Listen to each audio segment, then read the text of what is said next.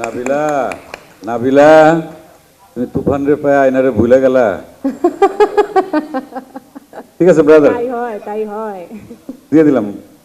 যত সাংবাদিক ভাইরা এখানে এসেছেন, আমার পছন্দের অনেক সাংবাদিক আপুরাও আছেন এখানে, সবাইকে অনেক অনেক শুভেচ্ছা জানাচ্ছি। সবাইকে অনেকদিন পর একসঙ্গে পেয়ে, বিশেষ করে আমার অনেকদিন পর সবার সঙ্গে একসঙ্গে দেখা খুবই ভালো লাগছে।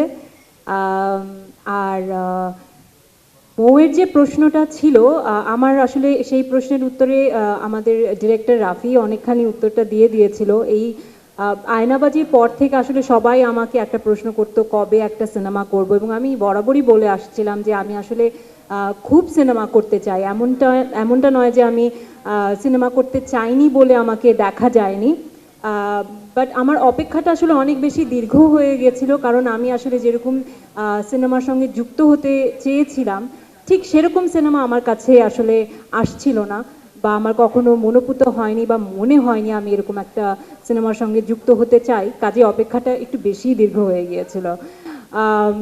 আর মৌ যে বলছিল আমাকে প্রেস কনফারেন্সে দেখেছে, আসলে তখন প্রেস কনফারেন্সে আমি গিয়েছিলাম, আমাকে আমন্ত্রণ জানানো হয়েছিল বলে আমি নর্মালি দর্শক হিসেবে শুভেচ্ছা জানাতে গিয়েছিলাম আলফাই চরকিকে।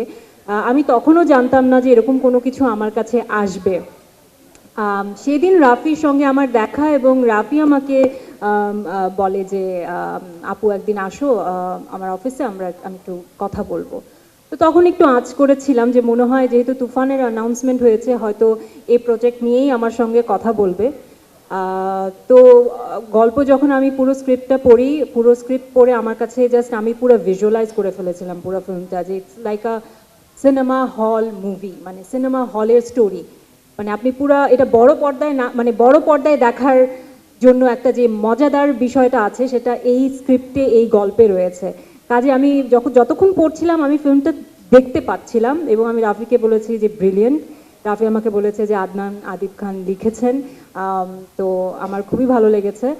আর সেই সঙ্গে রাফি আমাকে একটা কথা বলেছিল যে তোমাকে সবসময় যেভাবে দর্শক দেখে আসছে আমি আসলে তোমাকে সেভাবে প্রেজেন্ট করতে চাই না, এবং আমি নিজের জন্য তাই চাচ্ছিলাম, কারণ আমাকে নিয়ে সবারই একটা খুব স্টেরিওটিপিক্যাল ধারণা আছে, বা কোনো একটা পার্টিকুলার লুকে সবসময় আমাকে সবাই দেখে থাকে। তো আমিও চাচ্ছিলাম যে সেই জায়গাটা ভাঙতে। তো থ্যাংক ইউ রাফি আমাকে ওভাবে প্রেজেন্ট করবার জন্য, আই এম ভেরি হ্যাপি।